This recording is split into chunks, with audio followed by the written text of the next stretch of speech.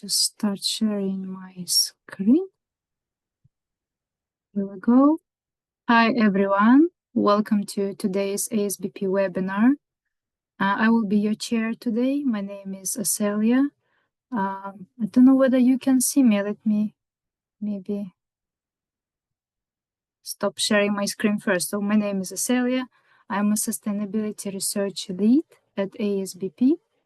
And today's webinar is focusing on bridging the gap between construction and forestry. We are recording this webinar and it will be available for everyone to access. And now I will share my slides. All right.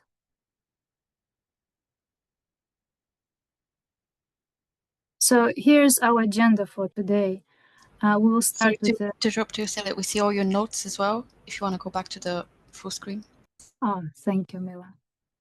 All right. Does this help? Can you still see my notes or? Yep. Yes. Perfect. But we can here's see. our. Sorry, you may need to share your other screen, screen, Asselia. Okay, let me share the proper screen. Perhaps my screen wasn't shared properly.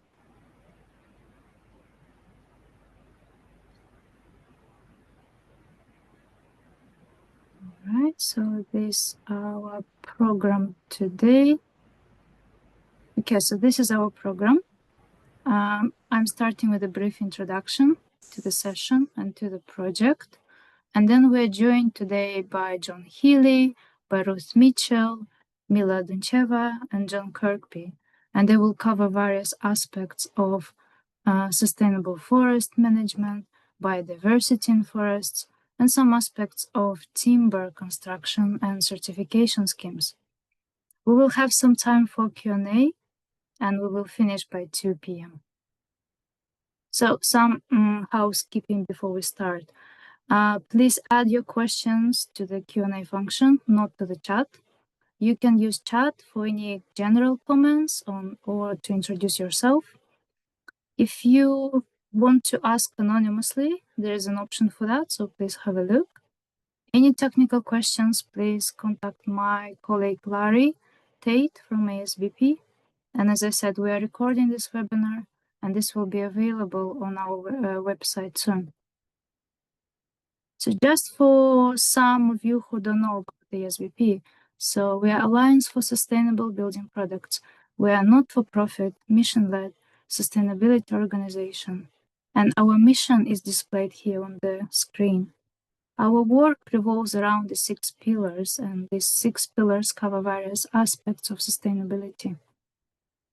So we are all about generating, about sharing knowledge in the industry, and we have a range of activities. So we run research, we lead research, take part in it. So some research projects focus on circular economy, on timber construction, natural materials, retrofit. So very soon we are starting a project on steel reuse, some projects on timber construction. So if you would like to be updated, please subscribe to our newsletters and follow us on social media. We have specialist working groups. So we have a working group on reducing plastics in construction, healthy paints and finishes, natural fiber insulation materials, and lime products. We have lots of resources on our website. So some guidance and toolkits, all available for free. So please have a look. We run regular events like today's webinar, also in-person events and conferences. And we have our annual ASBP awards. So there are various categories that you can enter. There are product category, project, also initiative category. So please have a look. And please consider joining ASBP. We are a network of 170 members and partners. And by joining, you're able to work closely with us. Right, so we are organizing an in-person conference very soon. It's on 16th of October in London, and this is a reuse summit. And we organized the reuse summit last year, and also a few events all over the UK, so Wolverhampton, Bristol, So please register. There's a QR code, and we will also share a link. And just before we start, we're also running this timber reuse survey in collaboration with academia, with some various organizations. So we're seeking the views from the industry, and then this will help us to shape further research. So please take a moment to help us to identify, the priorities in terms of timber reuse. All right. So introducing to this project. So this webinar is about bridging the gap between construction and forestry, and it's linked to this research project that we had. It was called IMPACTT. And this project was focusing exactly on bridging the gap between construction and forestry. The project was funded by Build by Nature, and here's the project team on the display. And we're joined today by John Kirkby from PEFC and by Mila Duncheva from Stora Enso, and they will later share their perspectives on this project. So what is this project was about? So timber in construction brings many benefits. Trees absorb carbon as they grow. So timber brings biophilic benefits, fostering our connection with nature. How much do construction sector stakeholders know about the impacts of sourcing timber? So this is a question that we tried to uncover within this project. And we conducted a survey of construction sector practitioners. So invited various organizations and asked questions about what do you know? Do you know about sustainable forest management? What are the common misconceptions that you noticed within the industry discussions, and all sorts of questions to identify the common knowledge gaps. So, for example, one question was, in your opinion, what impact does timber extraction have on biodiversity within forests? So, as you can see, 46% believe that extracting timber for construction has a negative impact on biodiversity in forests. Around 20% believe it's positive.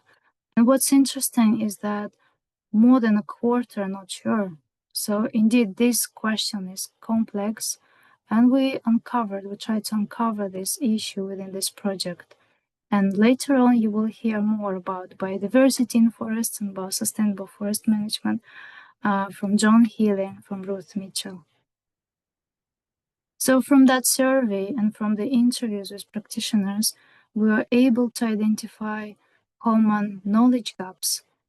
And this relates to carbon aspects, some issues related to sustainable forest management, some issues related to specifying homegrown versus imported timber, certification schemes, and some technical issues building with timber. So all these misconceptions and gaps then we addressed in this publication within this project. So this is available on our website. And if you're new to the world of forestry, if you would like to learn more about sustainable forest management, certification schemes, and timber building in general, this is a very useful guide that provides this very gentle introduction. So please have a look. And also within the project, we traced supply chains of several timber buildings. So what we did, we selected 10 buildings all over the UK, and one in the Netherlands and 2 in Belgium. So you can see that locations of these timber buildings. And then we identified where the CLT, where LVL or glulam products are coming from, back to the forests of origin. And then all the findings were presented as interactive supply chain maps. So there are different buildings that we selected. You can see here on the screen. So there are educational buildings, healthcare projects, offices, and later on Mila from Stora Enso will provide you a demo of how these supply chain maps look like. Okay, thank you. That's all from me. I will stop sharing my screen. And now I will invite John Healey to share his insights on biodiversity and sustainable forest management. Thank you, John. Thank you. Hopefully you're hearing me and you're seeing my share screen. Yeah? Yeah. Yes, I hear you. Okay. So the title I've chosen is The Challenge of Determining the Impact of Timber Use in Construction on Forest Biodiversity. And I would say that first of all, in addressing that challenge, you need to choose your exact question. It could be, for instance, what is the impact on biodiversity if we source timber from forest X? Or perhaps a more sort of commercial question, can we guarantee to clients that if we source timber from forest X, it will have no negative impacts on biodiversity? To answer such questions, we need to decide what alternative scenario should we compare our choice with. In technical terms, that's the counterfactual. So for instance, should we be comparing the biodiversity of a forest managed for wood production with an equivalent forest left unharvested? So if it's Sitka spruce trees we are using, that's the wood we're using, do we want to find an equivalent Sitka spruce forest that's just left standing and not harvested? Is that the correct comparison to make? Or should we be comparing our production forest with a forest on the same kind of land that's managed as a forest nature reserve with biodiversity as its primary objective? Is that a more valid comparison of the biodiversity impact of our wood use? Or can we make the counterfactual more explicit in our question? So when we're sourcing wood, should we source it from forest X, managed like that, or should we choose from forest Y, a more complex, structurally diverse forest like that? Is that the way we should frame our question to make it easier to answer? But as I'm about to state, there are still fundamental challenges in answering even this apparently simple question of which forest to choose. First of all, biodiversity is very dynamic through the whole of the forest growth cycle, from the establishment phase, as it grows up through to maturity, and then indeed, if it's clear-felled, the open land at the end of a rotation before the next rotation is established. And it will take a long time for the whole biodiversity impacts of the production system to play out throughout that cycle. Biodiversity will vary greatly for each of these stages. And this leads to another even more challenging issue, but one I think you really need to think about.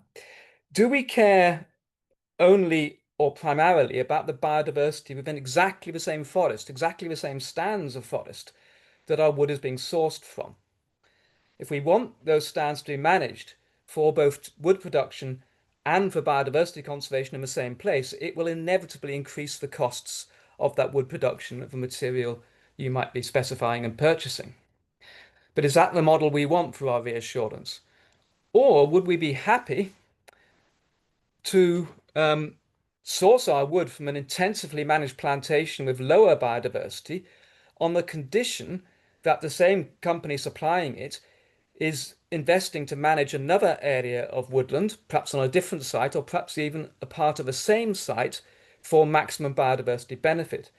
So this choice is often framed as being, in the first case, a land sharing one between, in this case, biodiversity and production, or a land sparing one. By intensifying our wood production in some places, we can set aside, spare more land for biodiversity conservation.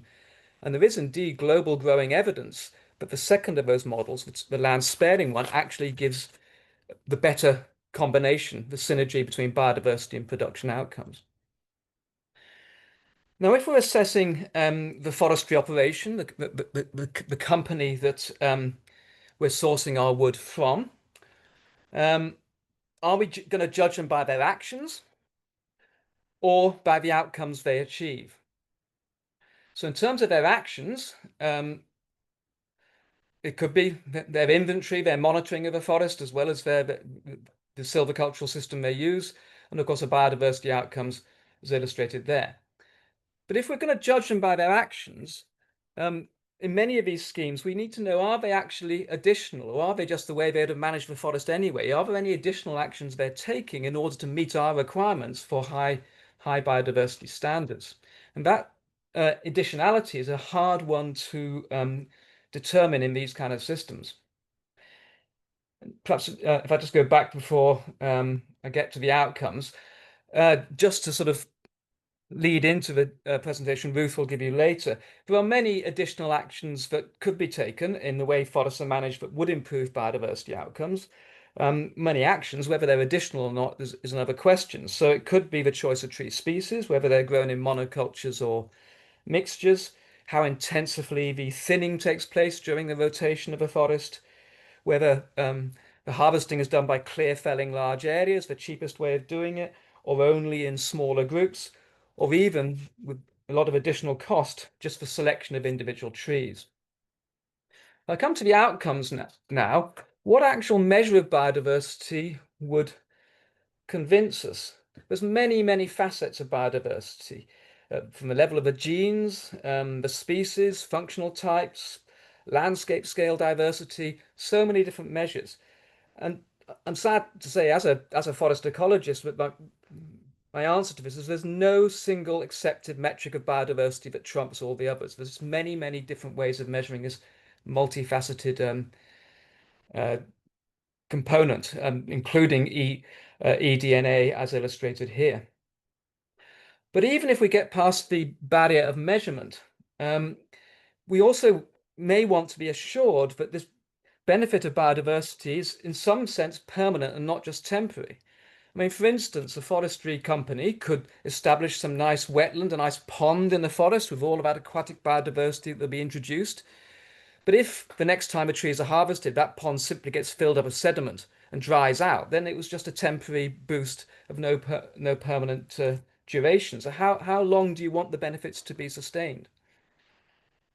And also, with the huge challenges facing the management of forests, increased by global climate change, pests, pathogens, again, many things Ruth will talk about later, it would be a big mistake if our requirements are to insist on absolute prescription of forest management that must be continued come what may.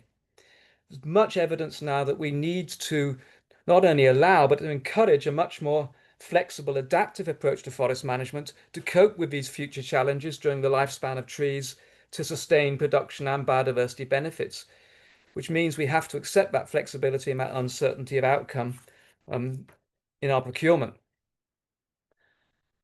Now, if we're comparing alternative source forests, are we just concerned with the current condition of those forests, or also on the potential of the site that they're growing on?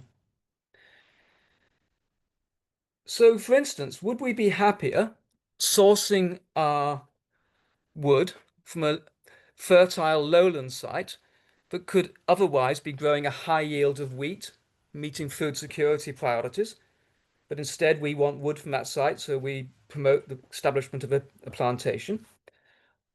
Or would we prefer to source our wood from an upland site?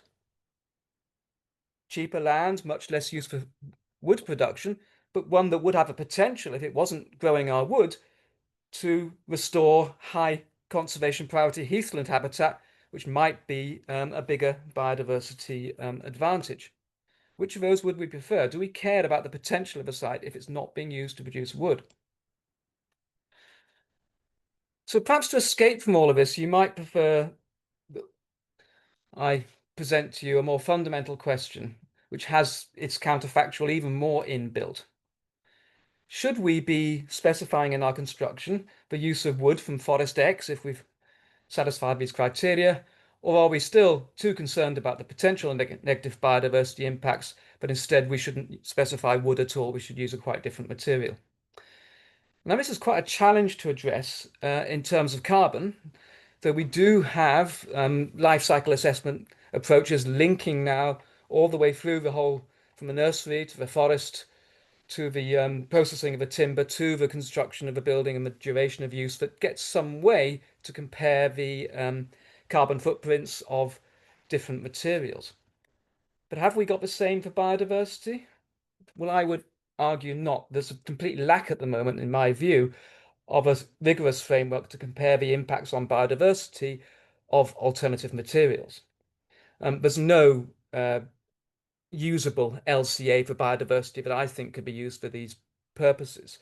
I mean, consider steel, cement, all of the different impacts from quarrying the limestone, the iron ore, the pollution caused, what on-site negative impacts on biodiversity is metal smelting causing, let alone those downwind and so on.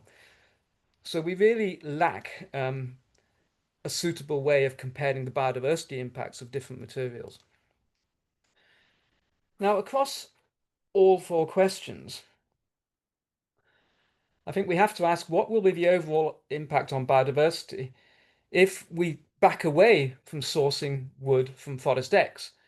And if that means the wood is no longer managed to produce timber for our use. And this raises a big consideration.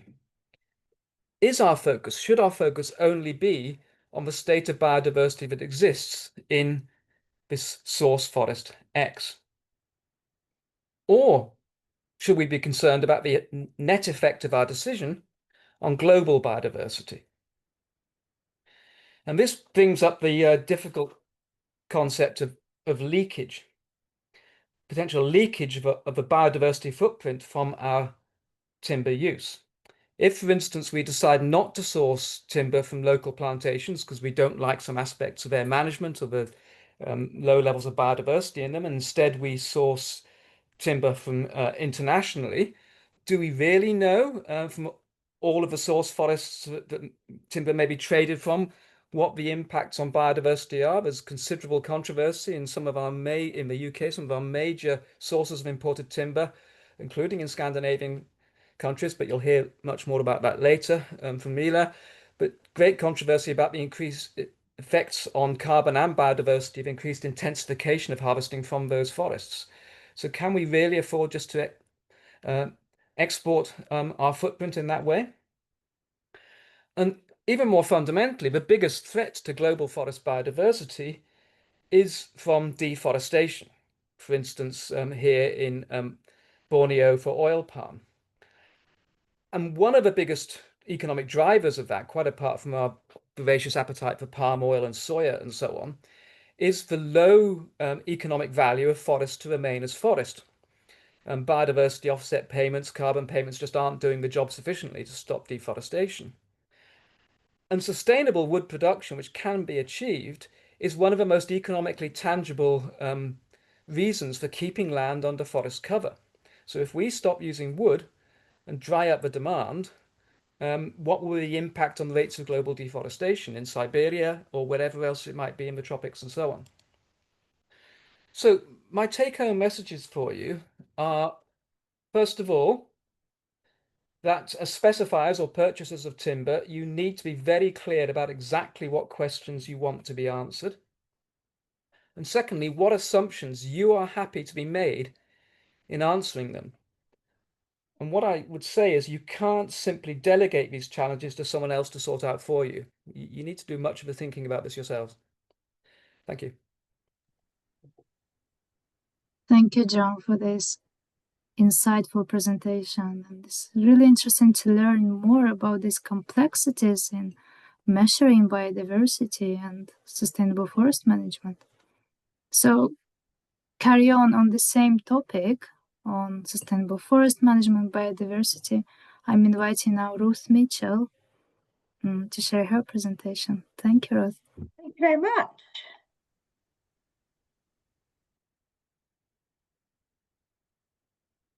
I'm hoping that is now sharing. Yes, we can see your presentation. Great. Well, good afternoon, everybody, and thank you very much for inviting me. It's great to be able to have this opportunity to speak to you. I was asked to speak to you about a project I led for a couple of years called DiversiTree. It kind of does what it says on the tin. It talks about diversifying our woodlands to increase resilience. And you can see the collaborators there and who was involved in this project. We were particularly thinking about tree species diversity, As John mentioned, there are other aspects of diversity as well, particularly around genetic diversity and even epigenetic effects. And that's also something I've done a little bit of work on. But today I'm really concentrating on tree species diversity. So to sort of set in the context of the new UK forestry standard that is wanting us to have a more diverse forest. If you're wanting to apply for grants, you can only have 65% of the area allocated to any one species. Many people then think that perhaps that remaining 35% is wasted land, but actually, maybe you can plant it with other productive species that will bring other benefits to biodiversity as well. In terms of DiversiTree, we had challenges that we looked at that you can see here. So we thought about how woodland managers would understand diversity and what their ambitions are. We thought about the tree microbiome and the sort of microbes and bacteria and fungi that are on the tree leaves and how that would change as the tree species composition changes. We thought about woodland biodiversity and how that would change. And then we thought about how we'd actually implement and manage diversification.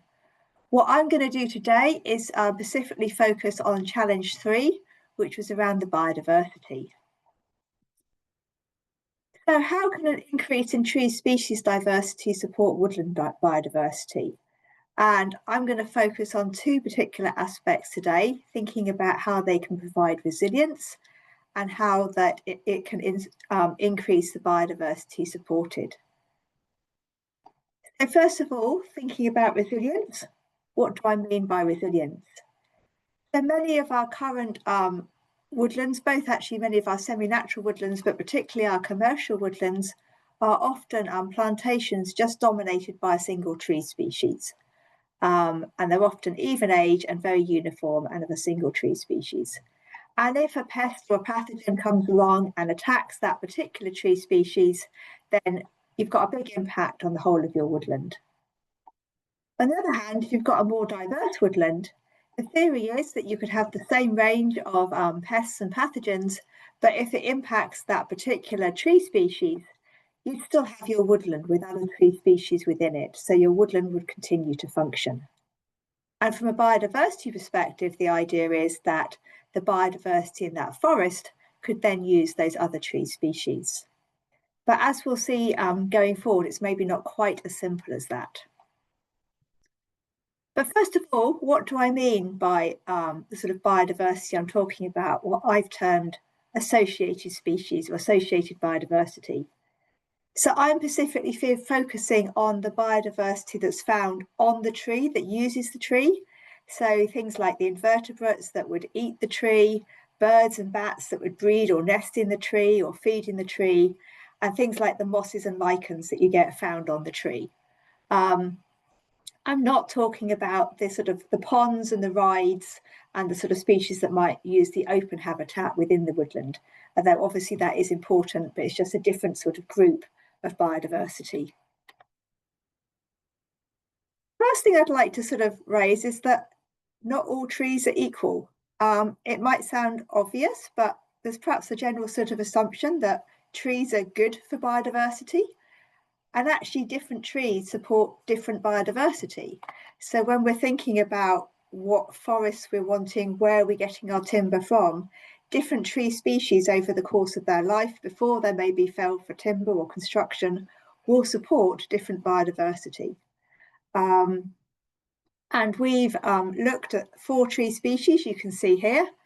We're really fortunate in the UK at having records from a lot of amateurs about the species that are found on different trees.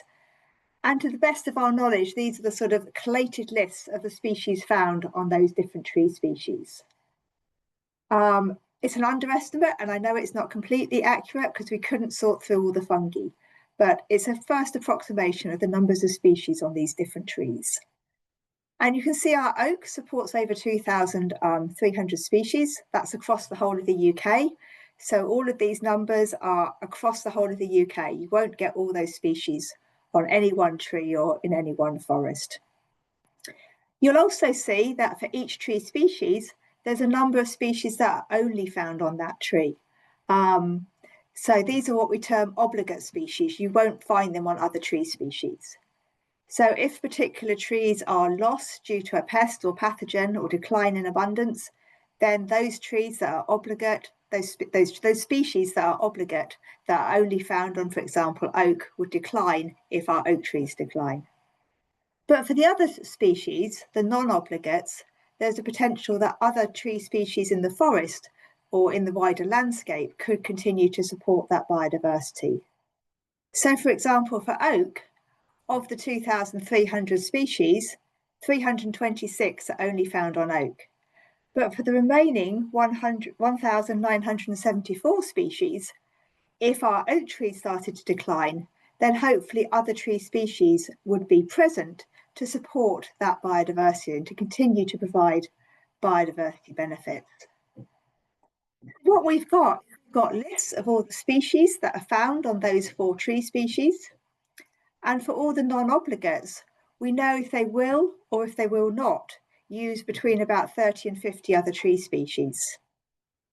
And we could then start to think about how mixes of tree species and more diverse forests would provide resilience for that associated biodiversity. So this is the data for the oak species. Up the side here, we've got the percentage of non-obligate oak species that are supported. And along the bottom, we've got the number of tree species that are in that mix.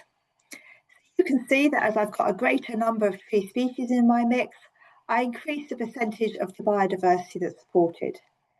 So if I had a woodland with about 4 tree species in it, I could support about 80% of the biodiversity found on oak.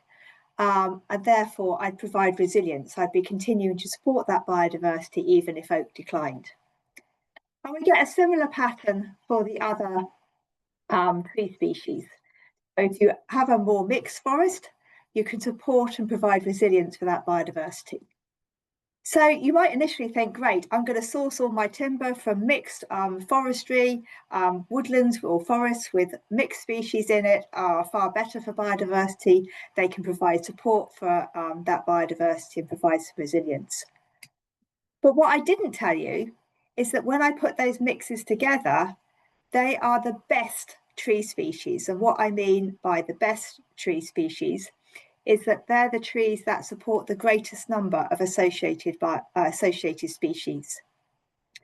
You can have similar mixes, but if you have the worst combinations of species, so the trees that support the fewest species, then you actually have a very different biodiversity you support or provide resilience for. So for example, for oak, I could have a good combination of 4 species and support around 80%. I could have a really poor combination of 4 tree species and only support about 4% of that biodiversity. So although diversity is good, and it does in principle provide some resilience, we still need to think about what tree species we're having in that mix. Diversity per se might not necessarily provide the continued resilience for that biodiversity. The second thing to think about is how we might be able to increase the biodiversity supported by a more diverse forest. And for this, I was going to focus on Sitka spruce. As we know, most of our plantation conifers or plantations for commercial forestry are often dominated by Sitka spruce, particularly up in Scotland. For our work, we first of all looked at what species use Sitka spruce. We found 564 species that across the whole of the UK would use Sitka spruce. You're not going to get all those species in any one forest or on any one tree. And it also really depends on the forest structure. So you'll get far more species in a Sitka spruce forest that's got more diversity in terms of structure and age than you will in a single age plantation. But you can see there the types of species that will use it. So birds, bryophytes, mosses, fungi, invertebrates, lichens, and mammals. What we did was we then saw whether those species would be found on other tree species, because most of the species that use Sitka spruce are actually quite common species. they're found on a variety of other tree species as well. What we've got here is along the bottom, a variety of other tree species, and then up the side, the number of associated species supported.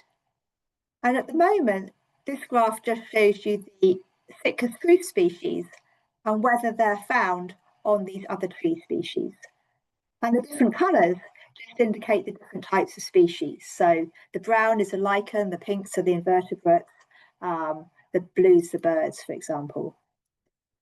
But if we are diversifying our forests and not just having Sitka, but having other tree species, there'll be additional biodiversity that's supported that's found on these other tree species and is not found on Sitka spruce. If we add those to the mix, these striped bars indicate the total number of species supported. So you can see that if we move away from something solely dominated by Sitka spruce, we could support a lot of additional biodiversity. Again, this is very much done at a whole UK level.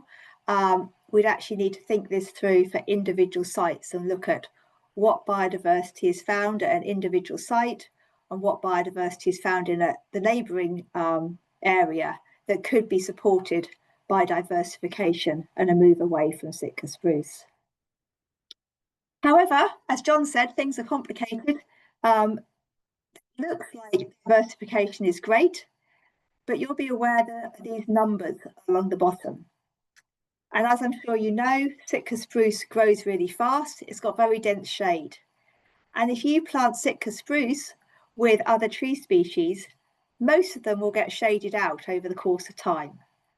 So using work done by Forest Research, you can classify trees by how easy it is to grow them in intimate mixes with Sitka spruce. Species that are listed as 1 will grow quite well in intimate mixes with Sitka spruce. Species that are listed 3 and 4 won't grow very well in intimate mixes with Sitka spruce.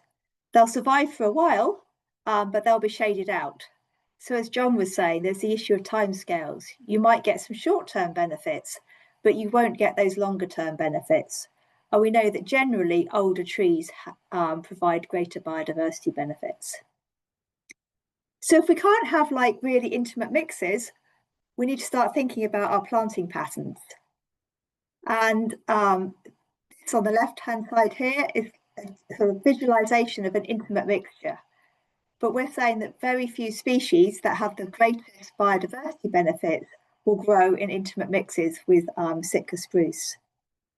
Therefore, there's a potential perhaps to think about blocky mixtures. And when I say blocks, I don't necessarily mean square rectangular blocks. They could be clusters of trees or groups of trees. But thinking about how the forest is structured will also have biodiversity benefits, therefore.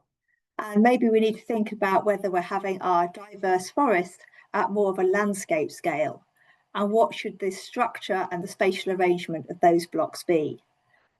Smaller blocks might be better for biodiversity because the species can move between them more easily. Larger blocks might be easier for production forestry to manage.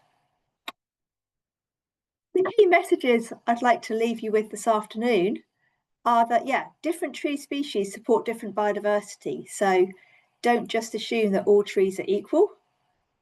Generally, we've got greater confidence that native trees support more biodiversity than non-native trees. There's a lot of unknowns and unknown questions about what biodiversity is supported by non-native trees. So if our objective is to support biodiversity, we'll have greater confidence of delivering that with our native tree species. Which tree species are planted for timber will influence what biodiversity is supported and the resilience provided. So if tree species are lost, whether that biodiversity can continue to survive. We need to think about the planting patterns within our forests and how that will influence the biodiversity, and particularly issues around age and structure of our forests. As I said, most of our forests are quite even aged and they're actually harvested quite young.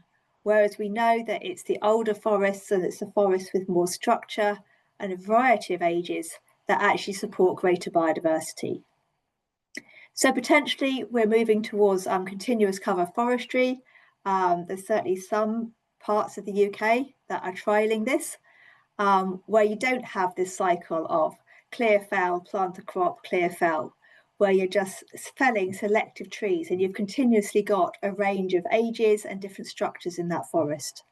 And that might also have greater benefits for biodiversity. So hopefully that just gives you a flavour of some of the sort of biodiversity things that you can think about when thinking about where to source your timber from and the types of forests your timber is coming from. So yeah, my email address is there if you want to know more, and I'll stop there and hand back. But thank you very much. Thank you, Ruth. So now we covered some aspects of forestry, and now we're moving to the construction sector and timber building. So Mila, over to you. Thank you.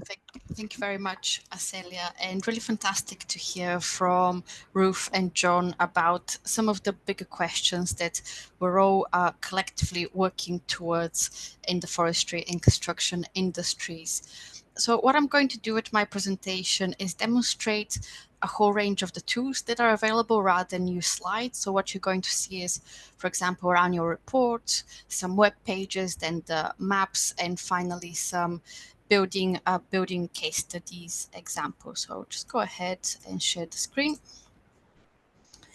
Wonderful. So about Stora Enso, where I'm the Global Business Project Manager and also the UK Business Development Manager.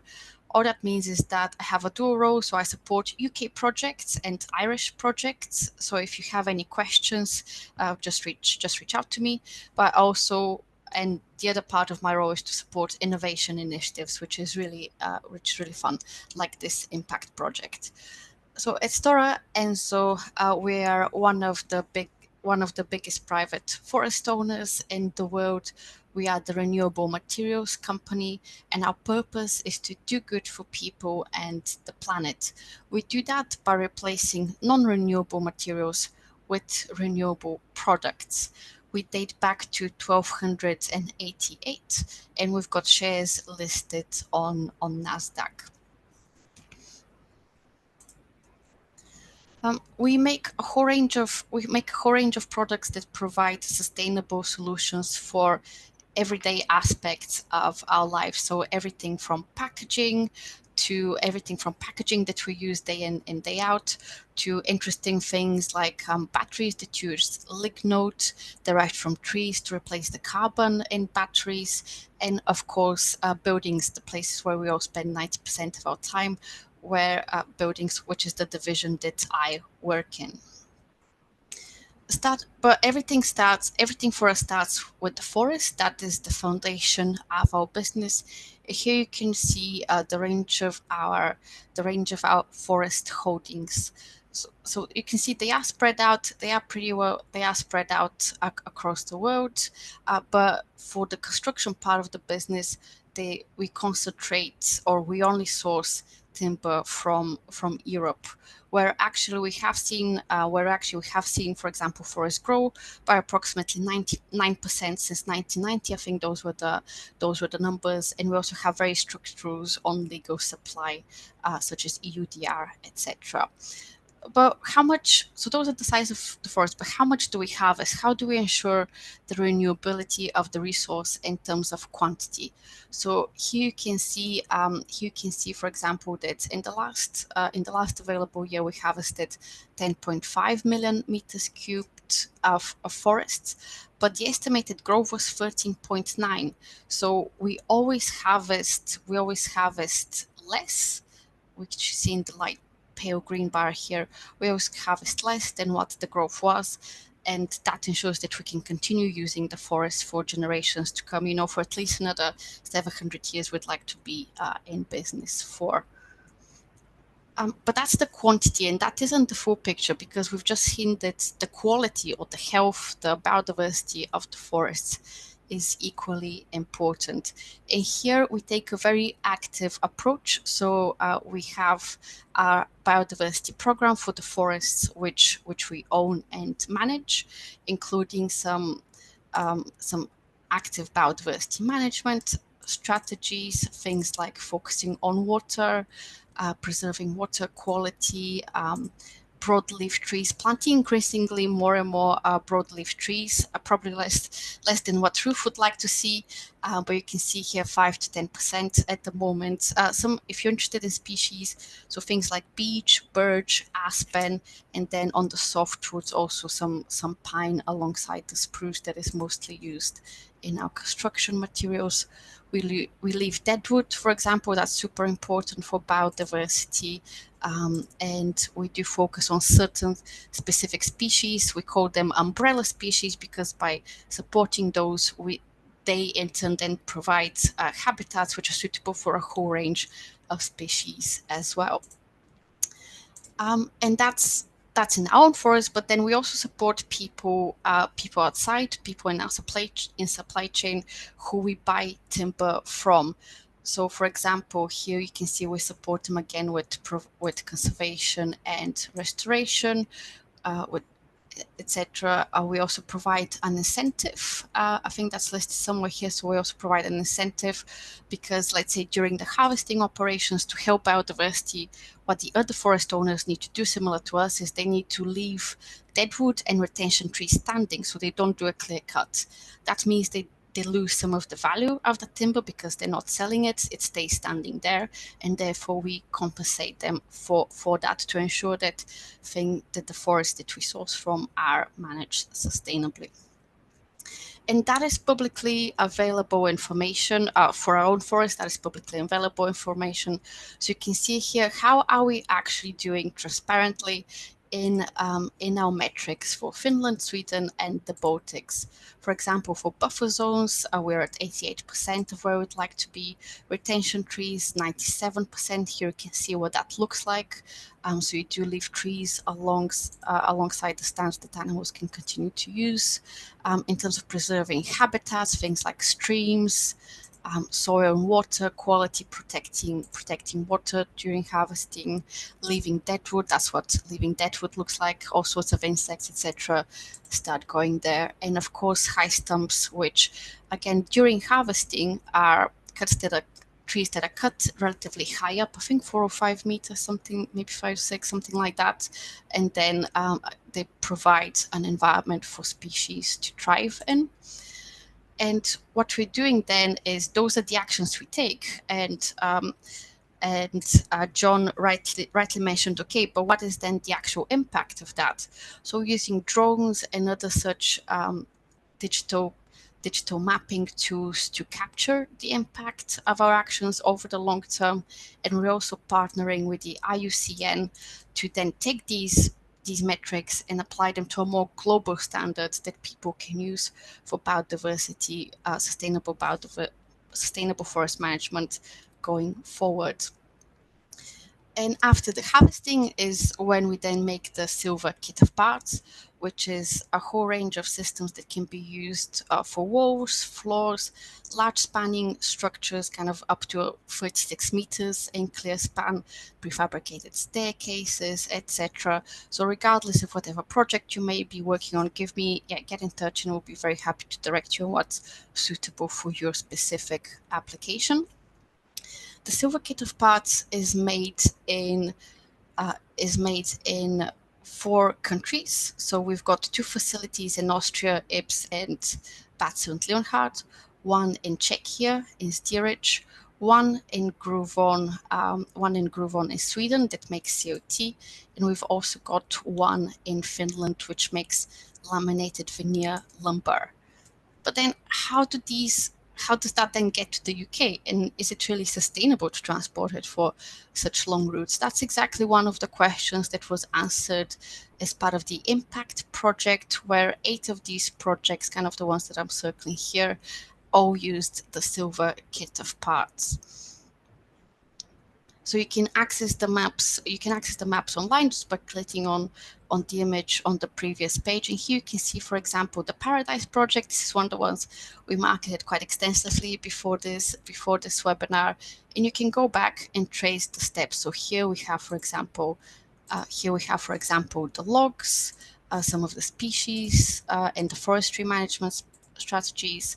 Then we have the manufacturing of the CO2. What does that look like? Where does it happen? So our sawmills are integrated. Here you've got the sawmill, which takes the logs and turns them into planks. And then across the street, you've got the CO2 mill, which actually makes the cross-laminated timber. And all of our mills operate on a similar on this approach, which helps us reduce our carbon impact and shorten our supply chains.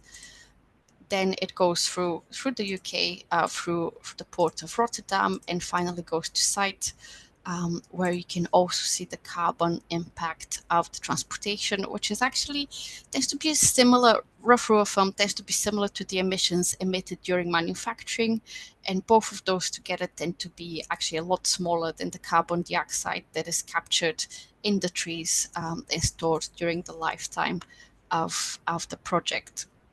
So that's the paradise. That's the paradise mapper here. Of course, you've got some of the other collaborators like B&K Structures, our valued partner, who worked on this project. Another one I wanted to show you was NMISH, the National Manufacturing Institute of Scotland, and that's because it actually has a really interesting map. So here you can see Austria, which we've just seen, but you also see Sweden. So in Sweden, we have a lot more information because we manage quite a lot of forests there. So you can see here more of the species, some videos, for example, what does it all look like, some of the areas, etc. And then again, the transportation route. So the CO2 is made here in Gruvon. What does that look like? We've got quite big factories which are specialized in making, CO2 super efficiently. And then similarly goes through the port by ship to the UK. We've got 2 landing bits, so either here it lands around the Hull area, or here around Purfleet if the project was further down south. This one is north, so it landed here around Hull, and then it went to the national, to the building site there, and again a project with B&K Structures. You can see some of the other people involved, like HLM architects as well. So those are the maps. And if you're interested in applying the system in your own projects, we've got something called the building concepts, where you can see a whole range of building typologies. For example, offices, large-scale offices, including cost study, LCA analysis, such as so the Paradise projects which we saw used a similar build system. There's also Timber Square with our project partner, Hybrid Structures valued customer there. This is a huge development in London. You can see here it's got some really nice views of the Shard, for example. And of course, Baytree Nuneaton as well, a substantial office building by a logistics center with our very valued partner Urban. So here we've got, you can just see the scale of the build here, just how impactful it is to make this building out of wood. And other uses very often in the UK, for example, industrial buildings as well, such as this eco data center, which we've supplied in Sweden with Book partner. And there's many other building types as well. So schools are very popular, residential buildings, really things that push the boundaries of engineering very often is what we supply, like for example, our own very own head office there with these fantastic timber views. And if you're interested to find out more, just give me a shout. My contact details are there. I would be very happy to have a chat. Thank you, Mila. Thank you very much for this demo version. Just want to highlight that we traced these supply chain maps using the platform called SourceMap, and it's free for everyone to access and use. So if for your projects you would like to know where the projects are coming from, products are coming from, and want to have that visibility of supply chain, this is a very powerful tool. And now I'm inviting John Kirkby, who will cover timber certification and how this underpins responsible sourcing. John, over to you. Thank you, Asselia. Good afternoon, everybody. I'll just get my screen sorted out. Hopefully you can all see that and all hear me okay. How timber certification underpins responsible sourcing.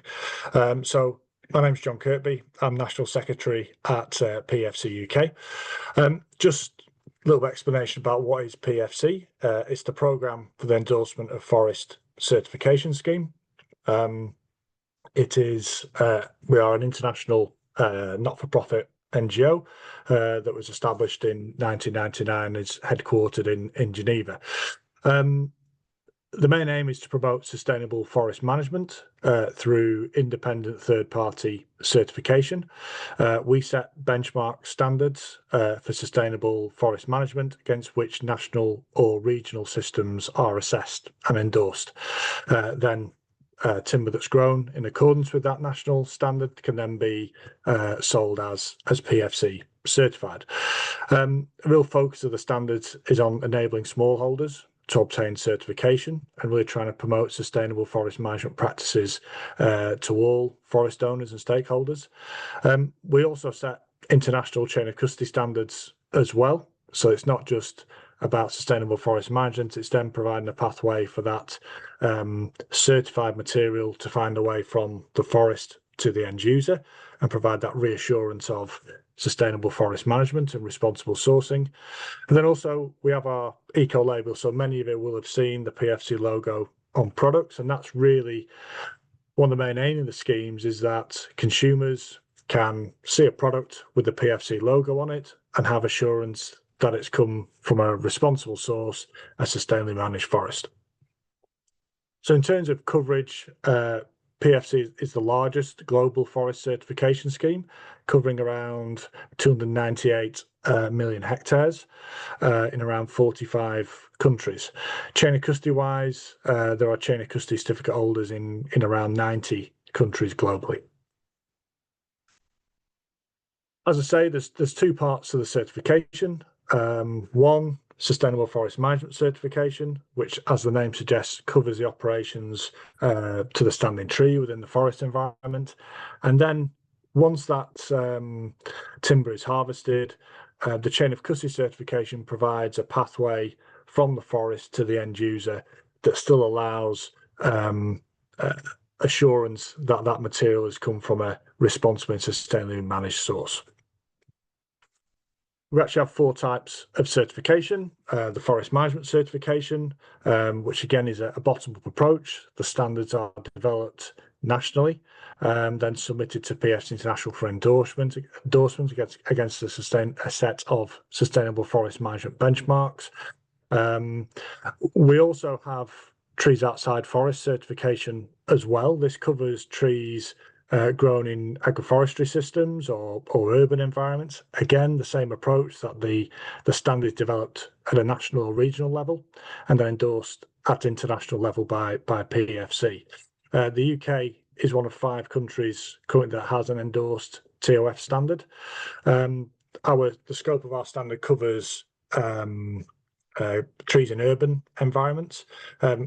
Particularly relevant at the minute. Recently, there was a forest research geomapping or satellite mapping of the UK that showed a third of tree cover in the UK is situated outside designated forest areas.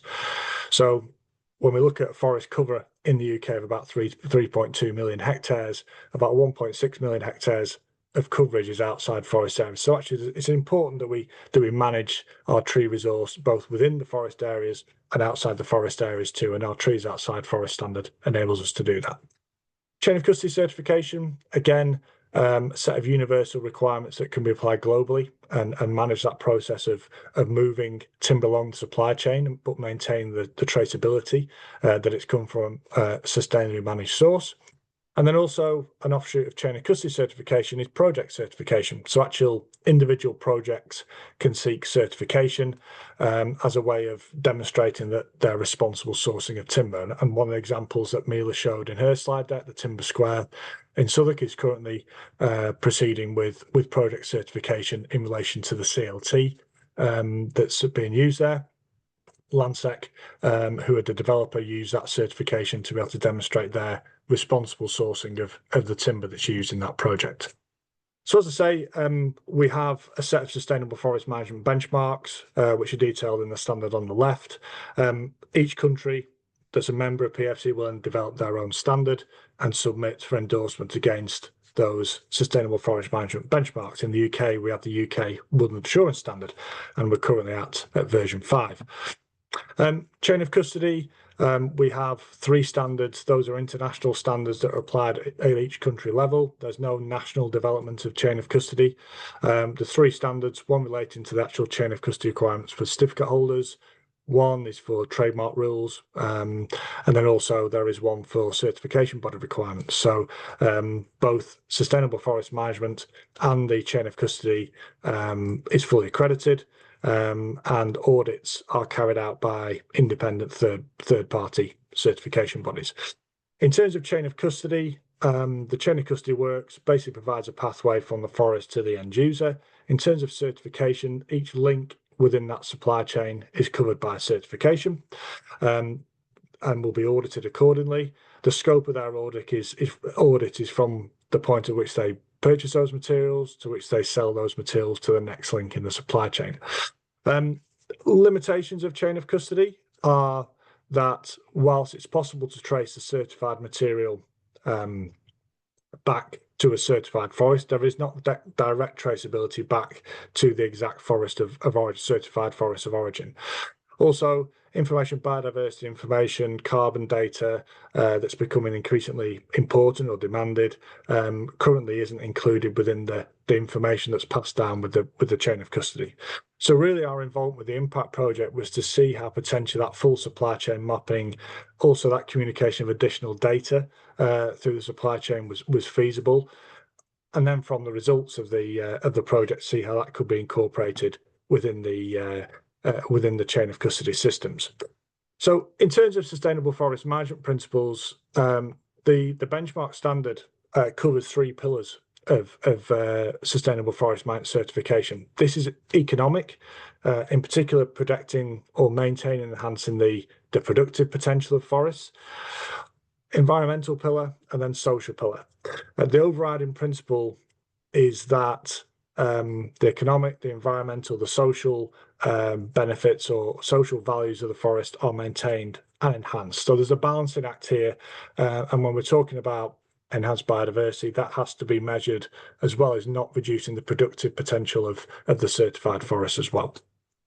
The 6 main criteria, which are in the SFM standard, these relate to contribution to the global carbon cycle, ecosystem health and vitality, the productive function of the forest, so it's wood and non-wood, biodiversity within the ecosystems, the protective functions of forest management, so soil, water, and then also enhancement of socio-economic functions and conditions. So, protecting the communities that live in and around forests and rely on it for shelter, food, and livelihoods. In terms of UK management certificates, just a bit of context, we have 15 currently FM certificates within the UK, covering about 1.5 million hectares. This covers around 80% of the commercial conifer stock in the UK. So, yes, the 80% is covered by both PEFC certification and FSC certification within the UK. So really, we paid keen interest to some of the findings from the surveys that were conducted within the IMPACTT project. A couple of things which came up were commercial forests have no biodiversity. Commercial forests are ecological deserts, as Mila pointed out as well. There was, I think, about 60% of the respondents to the questionnaire that either thought that commercial forestry operations had a negative effect or they weren't sure. So there was a real knowledge gap about this, and I say we still have this perception of commercial forests as being, say, ecological deserts, and I think we set about to dispel some of those myths. So when we talk about, this is example of goshawks at Thetford Forest. So Thetford 18,000 hectare forest planted in the 1920s, predominantly Sitka spruce, Scots pine. Again, when we look at the distribution of goshawks within the East Anglia and the southeast sector, one of their main habitats where they're living is Thetford. So, you know, these commercial forestry operations do have an important role to play in supporting habitats, providing habitats and supporting biodiversity. Again, Kielder was another example that we used. Kielder, largest sort of man-made forest in the UK, 60,000 hectares, 75% of it's Sitka spruce, provides one of the few habitats for red squirrel. I think 50% of the UK population of red squirrels is there. And actually, it's arguable that if we didn't have commercial plantations in the UK, there would actually be no viable habitats for red squirrels. So really, commercial forestry has a really important part to play in protection of some key species. But obviously, certification provides that framework that they are managed sustainably, that protects the productive function, the environmental function, and the social functions as well. Also, biodiversity and certification. When we look at biodiversity within the standards, within the benchmark standard, one of the main principles here is management planning shall aim to conserve and enhance biodiversity on a landscape, ecosystem, species, and genetic levels. Within UCORD 5, we have 65 references to biodiversity maintenance and enhancement. So it's a key part of the management of certified forests, which obviously in the UK covers 80% of the commercial forests that we have. PEFC Finland have also done an impact study as well through an independent organisation about the benefits of certification and having a positive impact on biodiversity. Another myth we're dealing with is commercial forests are monocultures. Again, we're dealing with a bit of history at times. You know, if we go back to 1919, the Forestry Act, at that point we're at 5% forest cover in the UK post World War One. There was a real move through the Ackland Committee and the Ackland study was to really increase the productive potential of forestry in the UK. So very much the planting that was carried out was heavily focused on production, our timber resource, and they were very monoculture. Also 1980s, when we go the tax breaks for planting, which were abolished in 1998. However, we still hear this when we're speaking to people about commercial forestry and the importance of it, we still get put back to us, okay, well, yeah, but it's a tax break, it's just a monoculture. That's not the case. And as Ruth indicated in her talk, the 5th edition of the UK forestry standard, around which UCWAS is based as well, requires that the majority of forest creation restocking must ensure there's a maximum of 65% of a single species. So that biodiversity, that mix of species, that increased potential for biodiversity is now really hardwired into the sustainable forest management and commercial forestry in the UK. Another myth we deal with is no management is better. When we give talks, we're commonly asked, sure, it's better just not to manage the forest at all. Okay, there is a way, and we can look at succession here and how, you know, if you have bare land or you harvest timber as a fire, that actually the forest will recover. You'll have your pioneer species, your intermediate species, and then you'll have your climax species, which is your mature trees. As we said, increased biodiversity, and yeah, feasible. However, it takes us a long time to get here. So we get to here after about probably 100, 150 years, depending on the species.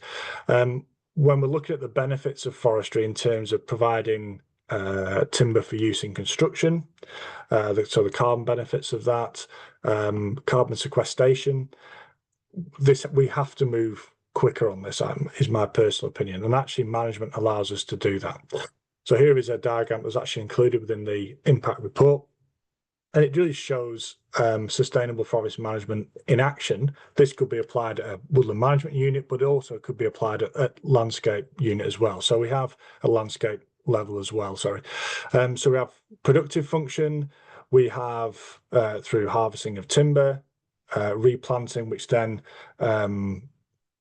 replaces the timber that's been removed. Because it's younger timber, it tends to grow quicker. So actually the rate of growth and the rate of carbon sequestration is high. When you get to a certain point, you have your kind of graph of diminishing return. When you get to that point that the rate of growth is slowing and hence carbon sequestration, which generally for Sitka is around 40 years, that's the point that you harvest, replant, and we go again. So here it's that management. Veteran trees can be kept. It is able to then to promote biodiversity. As I said, you can only have 65% of single species. Also within UCWAS, 15% of the woodland management unit has to be managed for conservation. So there's things which are being built into commercial forestry which have to be applied to commercial forestry, which is promoting biodiversity whilst hopefully maintaining the productive function of forestry as well. I think the challenge we have, and I've just last couple of slides, is there's some very simple narratives that are used which are that people can attach to and understand. And one thing we tend to do, and I'm paraphrasing slightly here, is don't use timber because you cut down trees. Don't use mass timber because you cut down even more trees. And I think the challenge that we have as a scheme and as foresters and people in the timber industry in general is trying to provide the positive message on sustainable forest management and the importance of it, and how actually these two statements are completely incorrect. In terms of the future, what things that we're working on currently is really how do we demonstrate that positive impact of sustainable forest management. At a standard level, I'm in discussions with colleagues at International to how we incorporate full supply chain traceability into projects. And this, off the back of the IMPACTT project, this is allowing us to do that, certainly for project certification. I think when we're speaking to developers about project certification, one thing that we're finding is they want to know where the timber's coming. They want to know the story behind the timber. And I think when you listen to Mila talking about the additional practices which Stora Enso put in place at forest management level, actually being able to communicate that to end users of buildings is something that's really powerful. And I think it's a good tool to actually convince the construction sector to move to timber because of the story. There's a good story behind it. In terms of ecosystem services, carbon, biodiversity, water, soil impacts, again, is something that we are looking at and how we are able to demonstrate the impact of sustainable forest management. However, as John, I think very eloquently put it, this is a difficult area. Certainly biodiversity, how do we measure it? How do we incorporate it? Carbon, what we're looking at, biogenic, embodied, displacement potential. These are all things that we need to consider and how we can fully integrate them within the certification standard so they provide a positive benefit. But we are looking at these. I think it's something that's going to come forward, and we're looking at kind of additional modular approaches to the standards so that organisations have the opportunity, if they want to opt in to some of these additional areas of certification. Also, as well as the standards, also communication. We have to communicate as a scheme kind of manager within the UK. I have to make sure that we're communicating properly about the benefits of sustainable forest management certification and to the right audience as well, and at the right level. PEFC is currently looking at running a Raising the Bar campaign, where actually we're engaging with individuals who work around certification that can provide the benefits of it. We've just done some work with Megan Parker at Scottish Woodlands around that, and a community forest that she was involved with. We're also just about to do our own research project as well, really looking at what the current barriers, current misconceptions and current drivers for certification within the construction sector in the UK. I will provide further details to ASBP. Many thanks to them for supporting us on it, and we will hopefully really looking to gather as much information we can to really target our campaigns in future to maximise the message around the benefits of SFM. That's all the slides I have. If anyone wants any further details, please get in touch. Always happy to speak to you, and I'll hand back to Asselia. Thank you, John. Really interesting presentation, and I really enjoyed that historic perspective on forestry in the UK. So now we have some time for Q&A, and we have several very interesting questions. I'm just inviting panelists to come back in and be ready for questions. So there's a very interesting question from Diana. Another counterfactual when we talk about land use and biodiversity scenarios is to compare them with land use for food production, especially meat. So how many of us ever question the biodiversity linked to the steak on our dinner plate, or even to the wheat in our bread? So what's biodiversity impact of food industry of meat versus forestry versus timber? What is your view? Yeah, John? Okay, I'd be happy to pick that up. I'm just going to get back on my soapbox for a moment in doing so. I mean, essentially, I think Diana makes a really pertinent point. I think we have to accept that land is a really strictly limiting resource, especially under climate change, which may well threaten the rate of food production in many of the world's breadbasket's main food-producing areas. And I think in the real world, we have to accept trade-offs, as we've done in order to feed ourselves over the whole of human civilization. And I want more land in the UK to be managed for forest biodiversity, to be well managed for biodiversity as a primary objective. I would, as a forest ecologist, I would really like that to be the case. But I'm not convinced that it can always best be achieved by combining that in the same forest with economically viable domestic wood production that can compete economically with imports. I think that there certainly would be a case for the land sharing heroic attempt to maximize biodiversity, wood production, other ecosystem services on the same land, and it's a noble venture. But I can't understand why there should be a presumption that intensive wood production, be it for biomass, be it for timber, whatever else it might be, is any less acceptable than intensive wheat production. Thank you very much, John. Yeah, we can see Ruth would like to add something to this question.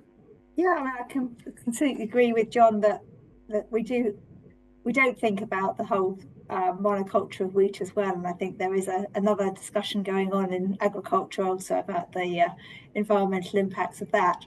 With respect to the land sharing, land sparing sort of argument about, do you have an intensive bit of land, be that for agriculture or be it for forestry, I think the challenge is then how you work out which bits of land have the intensive, potentially more economically favourable options, be that forestry or agriculture, and which bits of land have the bits where you spare it and you save it for nature. And it's how do we get that land use policy so that we can work that out across our landscape, but then also how do we implement that? Who says to which landowners, you can go and have the intensive forestry or the intensive agriculture and make lots of money. You've got to save your forestry or your agricultural land and farm in a far more nature-friendly way, and you might not make as much money. Or how do we compensate for them for that loss? So I think there's really big policy questions around that, about how we influence what goes on at a landscape level and which bits of land are used for what. Thank you, Ruth. John Kirkby. Yeah, I think we seem to have this, the commercial forestry, the natural forestry, let's say. We have this kind of, at times, I think from a certification perspective, we have maybe misconception around the management, and there's this kind of aversion to commercial forestry. I live near the Wyre Forest, which is in Worcestershire down the road from me. It has 400,000 visitors a year. Forestry England site.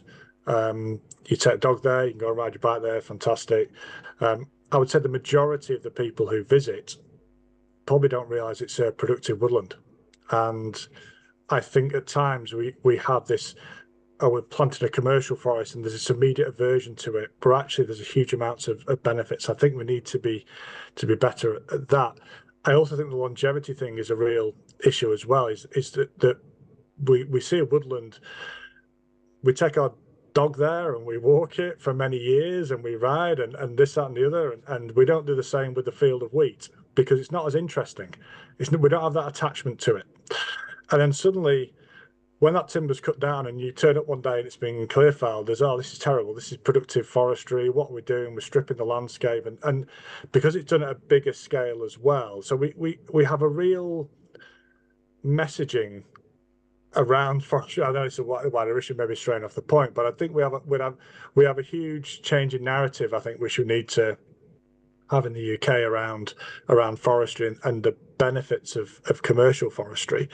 And I completely agree with all the points about the right land, right type of forest and the right land is equally important as well, and how, you know, Ruth's point about which bits of land are used for which, and the economic differences between the two is hugely important as well.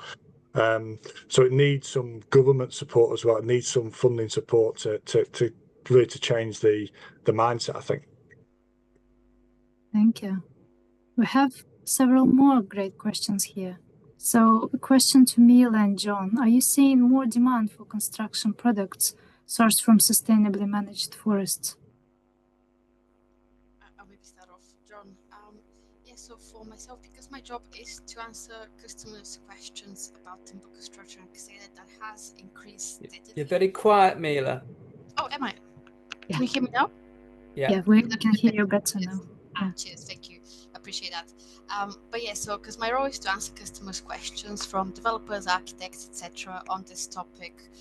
Yes, I have seen an increase in questions about, but is it bad to cut up? Is it good to cut down trees? But what types of forests do you actually source the wood from? Where does the wood for my project actually come from? Those types of questions have been increasing, and in my mind, there is a link in that between kind of the messages that we're seeing maybe in the specialized construction trades press. So everybody right now is talking about EUDR in the timber construction world. Previously in the UK, we were talking about the biodiversity net gain regulation kind of around the start of last year. And that combined with the fact that people's minds are starting to cope pretty well. We've got relatively well established frameworks now for the carbon part of the sustainability equation. I'm seeing more people now direct their thinking towards the nature part of their sustainability impact. And that's coming a lot from developers, from clients. So that's a really positive development because they have a lot of the decision-making power as well. Thank you, Mila. Well, one question from me, and John, you would like to add? Yeah, I'll just echo that. I would say we are seeing certain increase in CLT mass timber is being, again, there's a narrative issue here. So again, we talk about people want to know where it comes from. People want to know where their timber comes from. Though they'll happily use timber, but they want to know that where it's come from. Is it from a sustainable source, well managed, etc. I'm not quite sure they're asking the same things around other materials that they're using. So again, you know, I feel sometimes within promotion of timber within the construction sector, we're working against, you know, it's not quite a level playing field in that promoting the use of timber in construction. Okay, thank you, John. Just leading on that, just to reiterate, should we be sourcing timber for use in construction, or should we just leave forests alone? It's a question for everyone.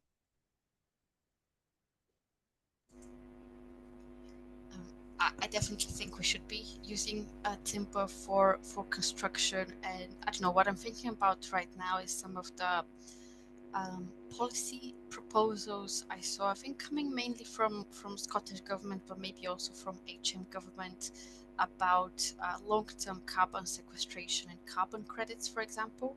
So there we saw a lot of I saw a lot of emphasis on, you know, technologies such as carbon capture and storage, for example, things that, in my personal opinion, are technologies which are still being developed and not proven, but we think in the future they may be like the silver bullet.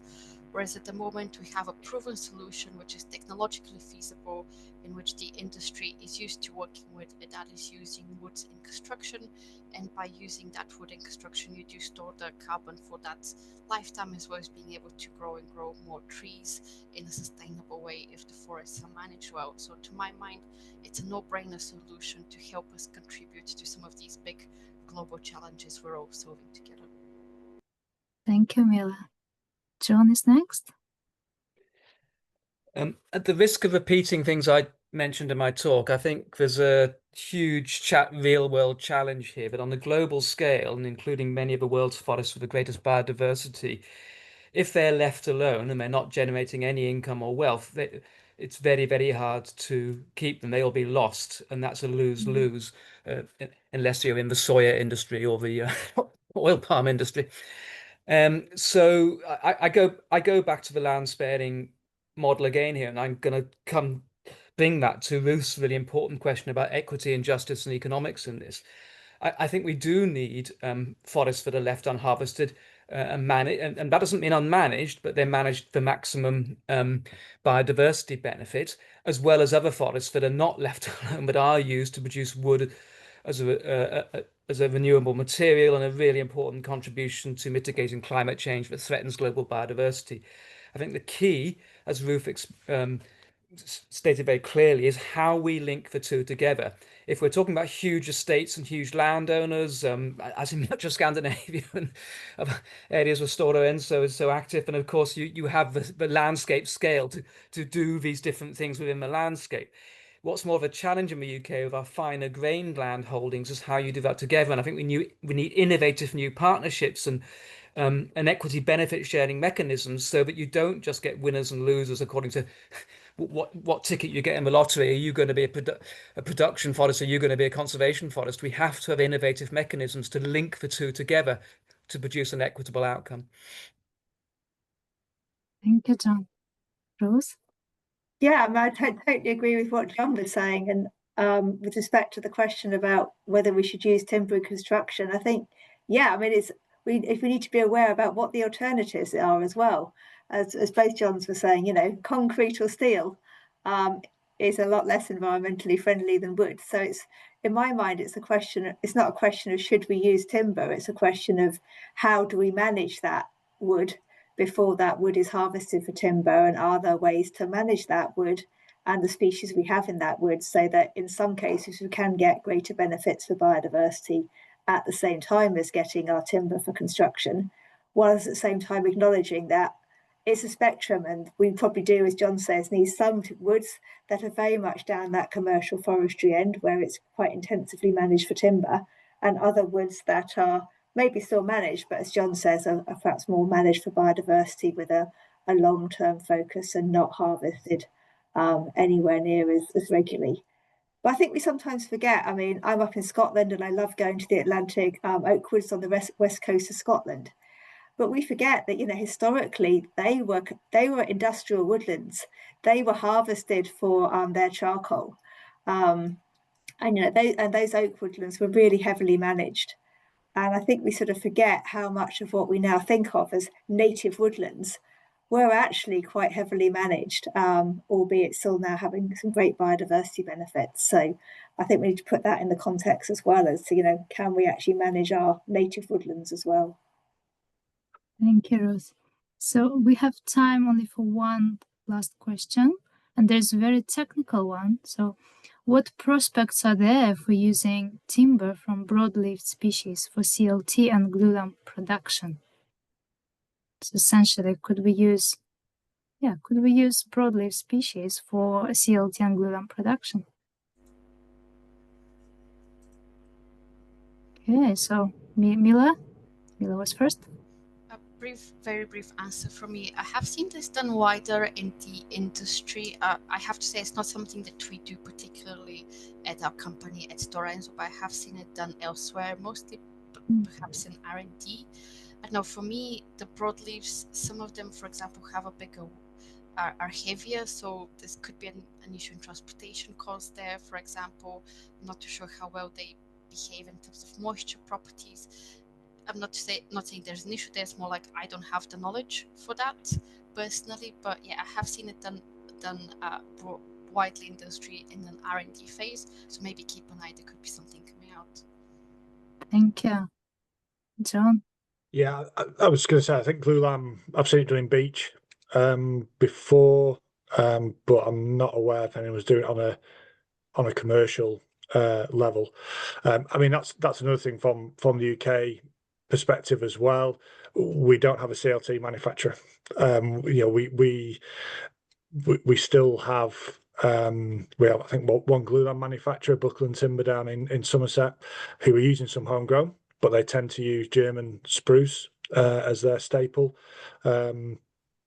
So yeah, there's still a lot of work development to do, I think, in terms of the CLT sector within the UK.